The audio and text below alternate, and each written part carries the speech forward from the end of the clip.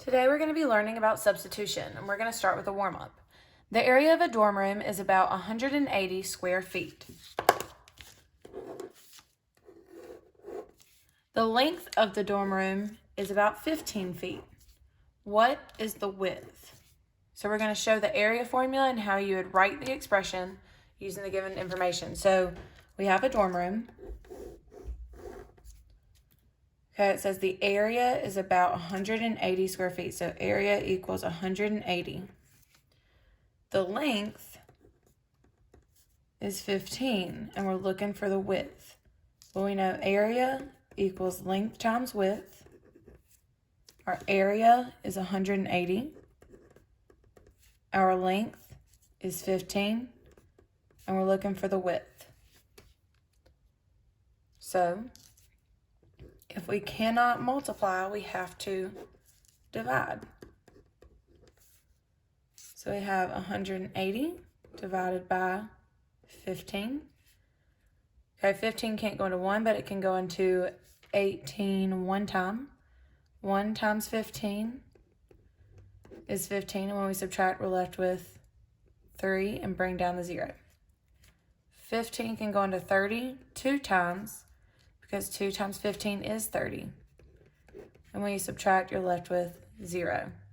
So the width equals 12. Now, the reason that I wanted to start us off with that is because I wanted to talk about what these letters are called. And they are called a variable. The definition is a symbol, which is usually a letter,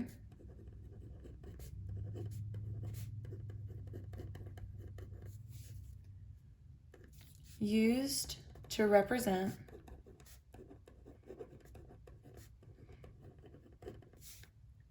a number.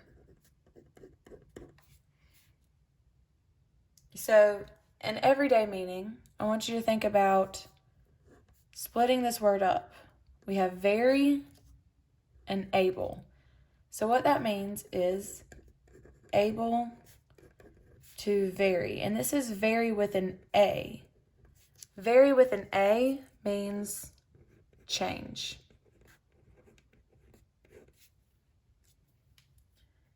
An example of this would be like that A, L, W, B, X, Y, any letter that you could think of. Non-examples would be numbers. 3, -19, 24, 106. Any number you can think of is not a variable. Now, oftentimes, X is used as a variable. This is why we begin to show other ways to multiply. So that's why we've been using that dot in between a number and another number. Now we can say 5 times X. So that's not 5 times times, that's 5 times X. So I'm going to write that out. 5 times X. This does not mean multiply.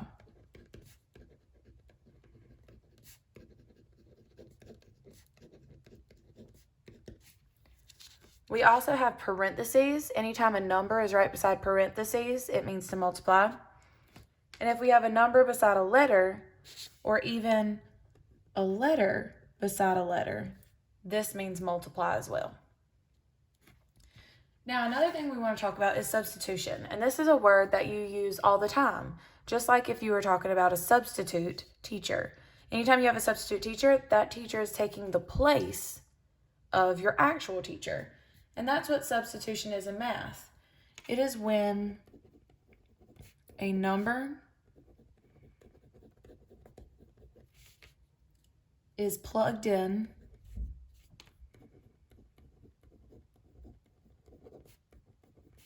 for a variable.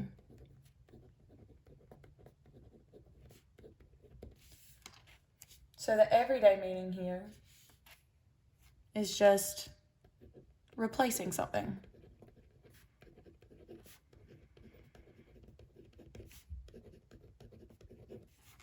An example of this would be if I said 12 plus x if x equals 7.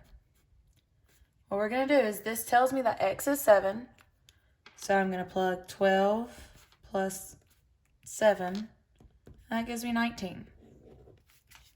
That's substitution. A non-example is if I just said 12 plus 5 equals 17. There is nothing to substitute.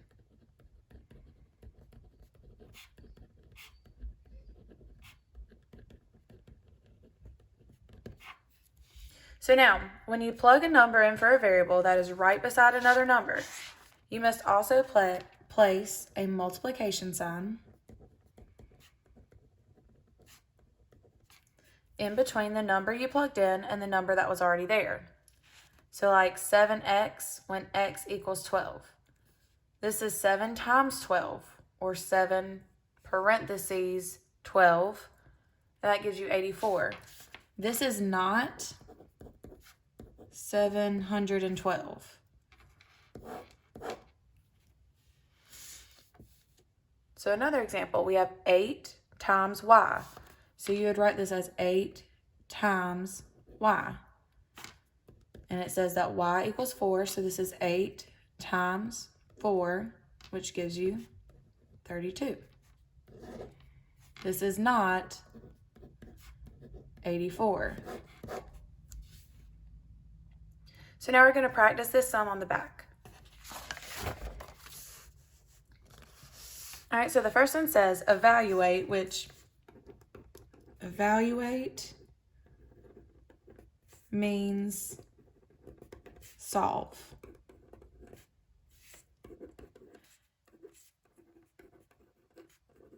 The reason you know this is because you're solving for a specific value, and evaluate has that value in it.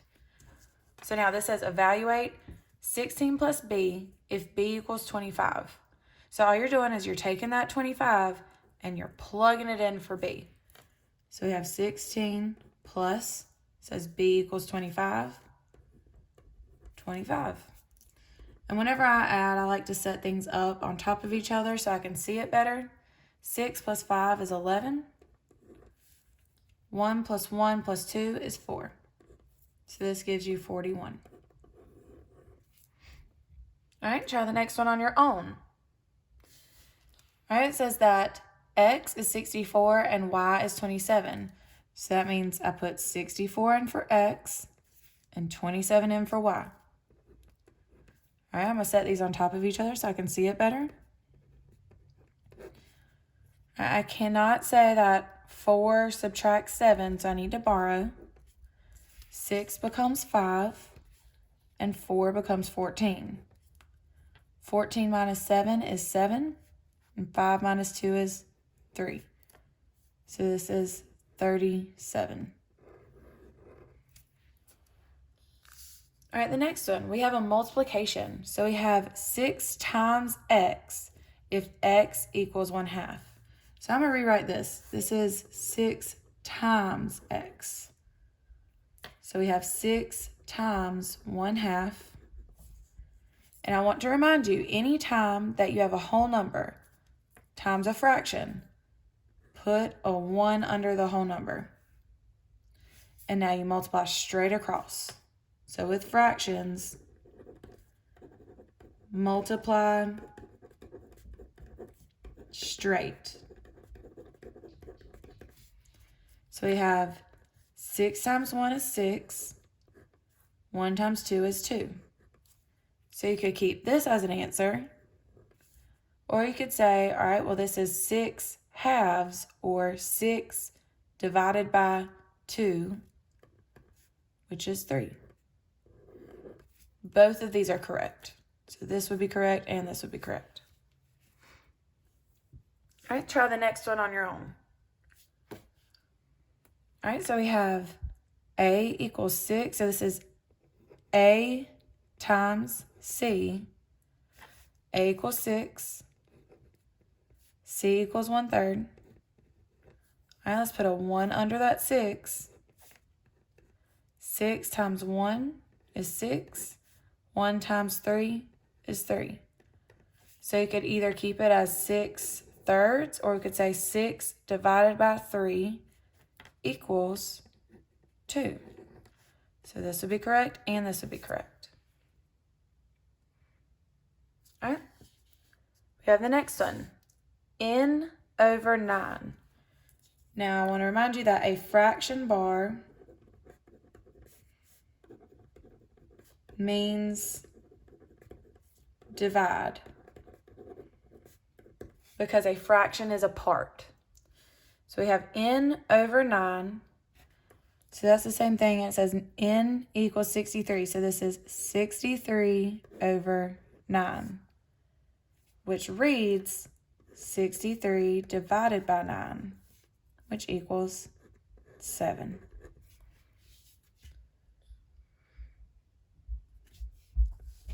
You could also leave it like this. This would be correct, and this would be correct.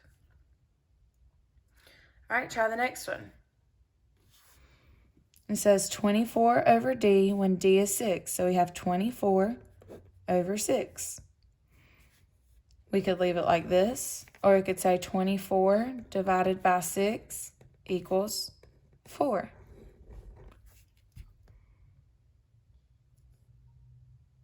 All right, the last two here of just the one-step expressions, we have some exponents. All right, so on IXL D6, we have some fractional exponents. So it's whenever, or bases for exponents. So it's whenever we put a fraction in. So here we have 1/4. And we have to wrap it in parentheses because that 2 is on the x, so it's on both the 1 and 4. So we're squaring it. We're putting it to the power of 2.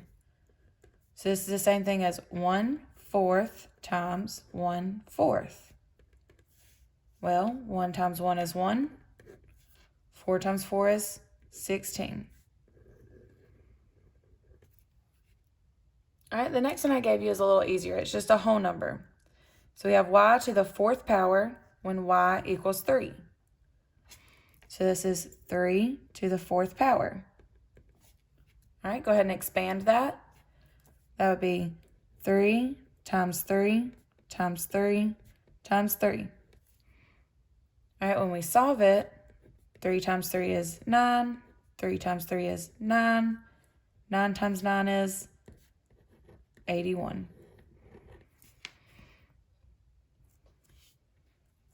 Now, all of these are just one step. So we get an exponent, division, multiplication, subtraction, and addition. This next one is what would happen if it is more than one step. So we have multi-step. So here we read 4 times x squared.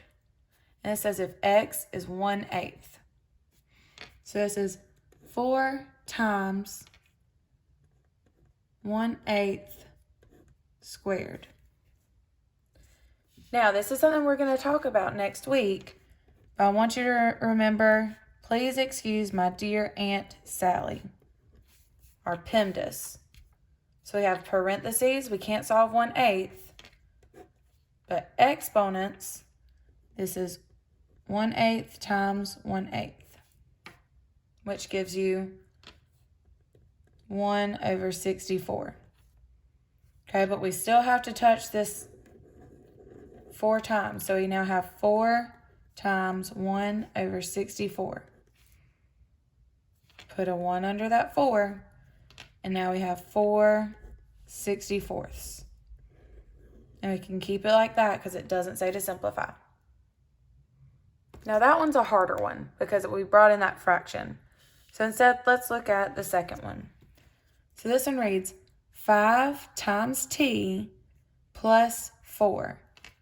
So let's go ahead and put in a multiplication sign. 5 times t plus 4. And it says t equals 3. So this is 5 times 3 plus 4. All right, so again, look at PEMDAS. Parentheses, we don't have any. Exponents, we don't have any. Multiplication and division is one step. And we do have multiplication. We have 5 times 3, which is 15. Plus 4 gives you 19. All right, try the next one on our own. All right, they give you 50 minus 3 times D, which means 50 minus 3 times 12. Now again, follow order of operations. We don't have parentheses. We don't have exponents. We have multiplication or division. We do 3 times 12 first. So this is 50 minus 36. All right, we're done there. And now we can subtract. So we have 50 minus 36. This would be 14.